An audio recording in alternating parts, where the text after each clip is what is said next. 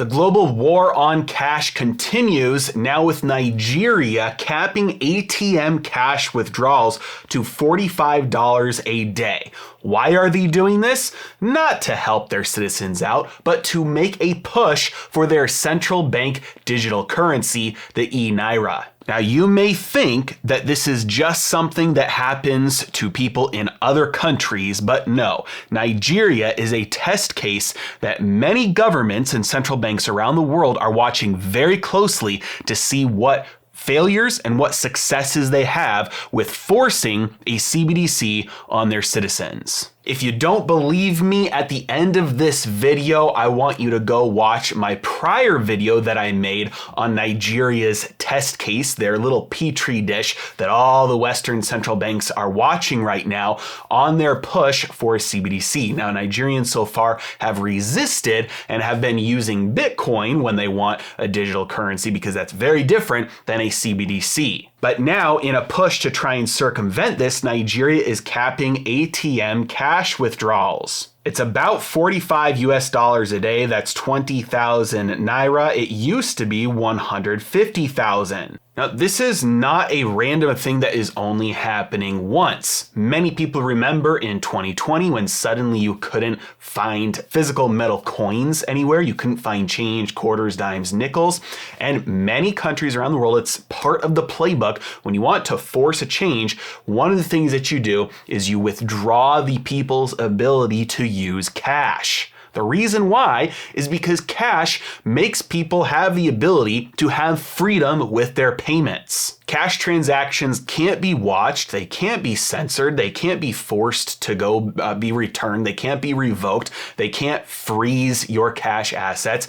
Cash is just kind of like barter, like you have it and you can go spend it. The only thing that would stop you from being able to do that is if the person you're trying to give that money to won't accept it. So apart from two parties freely exchanging with each other, and they can do that with cash, nobody can stop that. This is very different than something like a digital transaction where a bank or a government can step in, they can watch that information, they can watch the transaction, they can gather data from it, they can stop it from happening, they can even reverse it, or they can freeze those digital assets. Governments, above all else, want control and want to gain power, and so physical cash is a huge limitation on government power. So that's why it is part of the playbook to take away people's ability to use cash, and especially when a country is going through inflation. Take, for example, Lebanon right now. I've got friends who live in Lebanon, and they say that people are literally robbing banks in order to get the cash that they need to survive. And they're not robbing banks for the extra money that's there.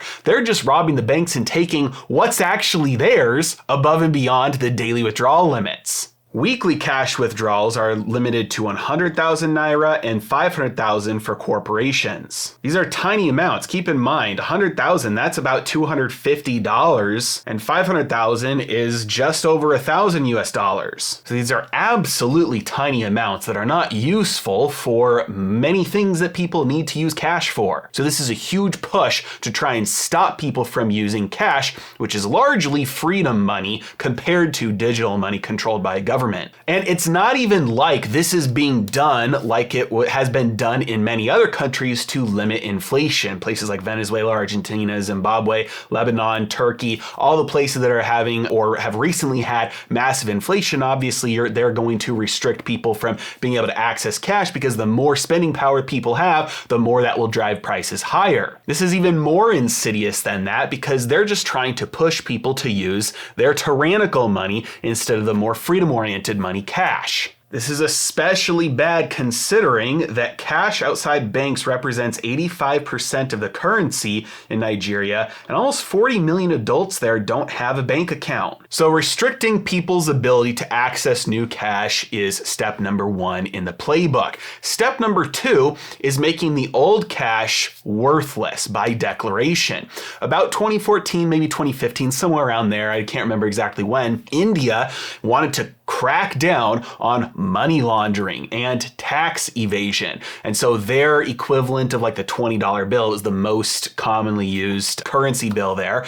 They overnight just said, you're no longer able to use this as a legal tender, and you have 24 hours to come turn that in and exchange it for a new higher denomination bill. Well, that's exactly what Nigeria is doing as well. They last month announced that they were going to be issuing redesigned higher value notes from mid-December to mop up excess cash, and they have until the end of January to turn in their old notes. So this has been going on for thousands of years, when even the Romans said, hey, there's money laundering and tax evasion and counterfeiting going on. We want to stop that. So everybody turn in your gold coins. We'll give you the equal amount of ounces of the newly stamped coins, and those will be the only good ones once we go through with this. So if you don't have the new ones, you won't have any money. Then when people get all the new coins, then they realize there's not as much gold in them as the old ones had. Classic example of a way that government steals purchasing power away from its people. So you might be wondering why this is a big deal, because like we said earlier, this is just something happening in Nigeria, but this is part of the playbook.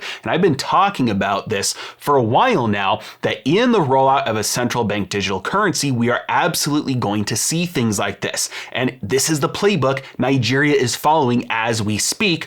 As long as it works, this is the playbook or tweaks of this that countries like the United States will follow when they roll out their CBDC. First, it might be in the midst of extreme inflation, and so they'll put withdrawal limits or transaction limits on your bank account. So you've got $1 million in your bank account. How much good does that do you if the daily amount that you can spend suddenly gets restricted at all banks to $1,000 a day?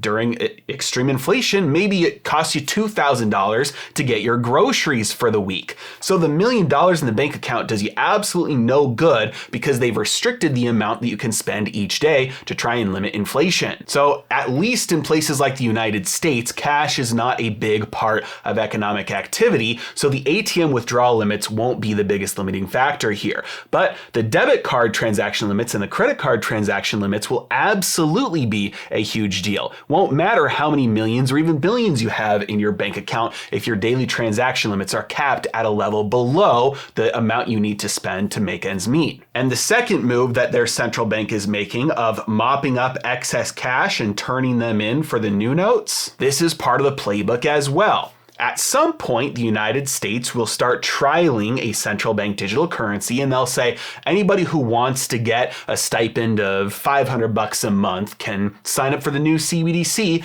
and you'll be able to spend it at any business that also has access to the CBDC. So businesses will sign up for it because they'll say, great, that's free money coming to us. If we sign up, that means people can spend their money with us. People will sign up because they'll say, hey, that's free money. I can go spend it. But at a certain point, it will flip, and it won't be an option anymore. They'll say you've got 24 hours to convert all of your existing dollars to the new CBDC, a type of money that is 100% programmable, 100% censorable, and 100% controllable by a single small group of unelected ivory tower elites who think that they can control the results of economic output by controlling the flow of resources through shutting off or turning on transactions just by controlling the money. Said another way, a central bank digital currency is a tyrant's wet dream. And if you have a system that relies on a good person being in power for it to work, that system will attract the very worst people to be in control of it. And finally, if you want to know the step-by-step playbook that I follow with my assets to make sure that I have some purchasing power outside of the system, but not so much that I'm missing out on gains and missing out on investing, you want to get into gold, you want to get into Bitcoin, you don't know how much, you don't know the best way to do it, get my portfolio allocation mastery class, linked in the description below. 50% off right now. As always, really appreciate you guys. Thank you so much for watching. Have a great day.